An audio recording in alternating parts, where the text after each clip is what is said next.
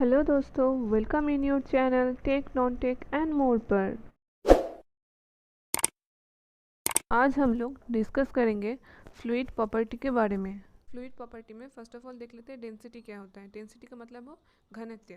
तो डेंसिटी जिसको कि हम लोग मास डेंसिटी और स्पेसिफिक मास भी कहते हैं।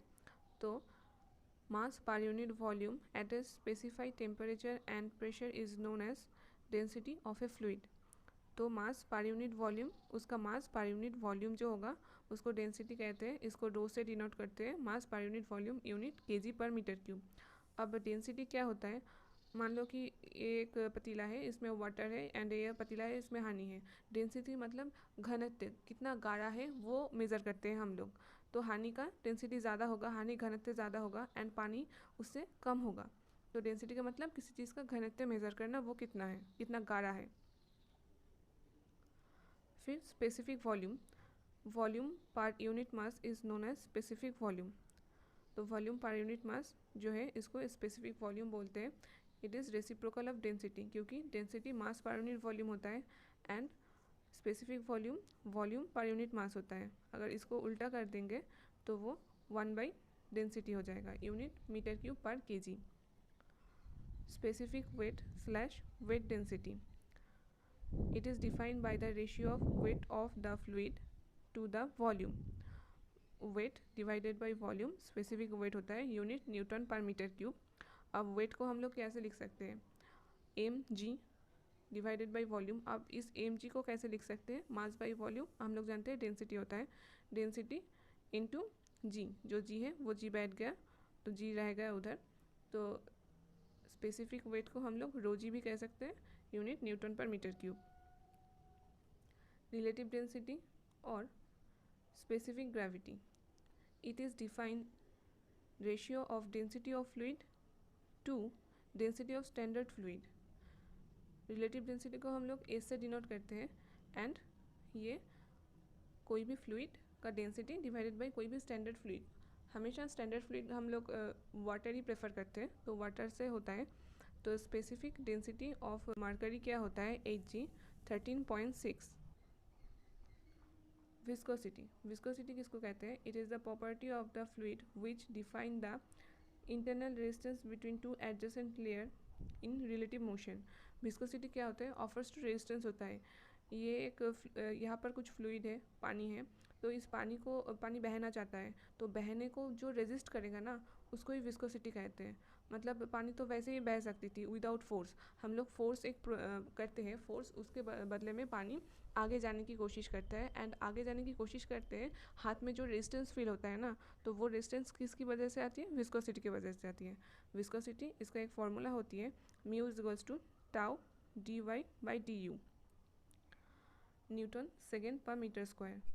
यहाँ पर जो मैं विस्कोसिटी, डेंसिटी एंड आगे सरफेस टेंशन जो कुछ भी चीज़ें के बारे में डिस्कस करूँगी, यहाँ पर सिर्फ मैं एक बेसिक सी जानकारी प्रोवाइड कर रही हूँ कि फ्लूइड प्रॉपर्टीज़ में ये चीज़ होता है एंड इसका मतलब ये होता है।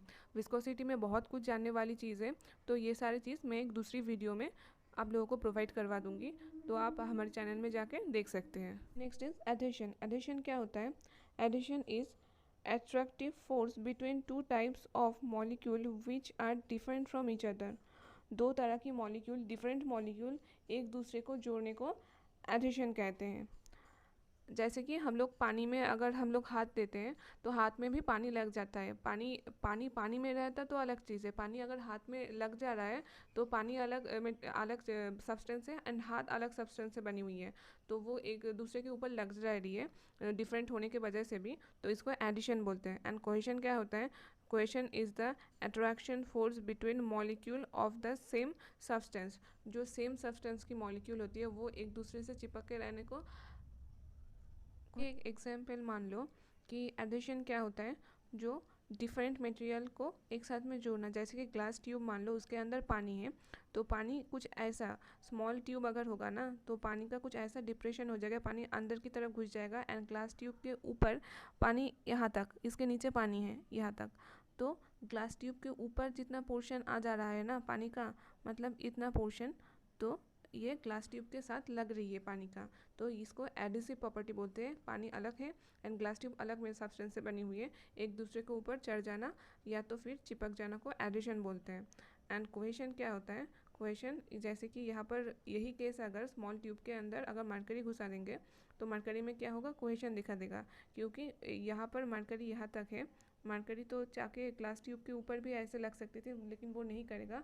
वो अपनी में ही अपनी मॉलिक्यूल के अंदर ज़्यादा कंफर्टेबल फील करते हैं मरकरी, तो वो दूसरे मॉलिक्यूल के ऊपर अटैच नहीं होगा, तो इसको एडिशन बोलते हैं।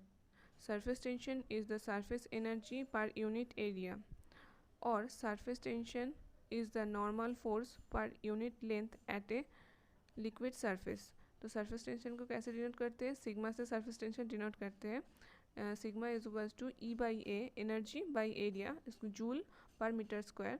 तो यहाँ से जूल को हम लोग न्यूटन मीटर भी लिख सकते हैं, और नीचे मीटर स्क्वायर, तो ये से ये कट गया तो न्यूटन मीटर हो गया। तो इसीलिए एक्चुअली होता तो है एनर्जी पर यूनिट एरिया, लेकिन यहाँ से हम लोग इक्वेशन सॉल्व करने के लिए इजी हो जाता है फोर्स पर यूनिट लेंथ, तो न्यूटन पर मीटर। एक ही रिजल्ट आती है दोनों से ही, एग्ज़ाम में जो भी दिया होगा तो उसके अकॉर्डिंग निकालना पड़ेगा।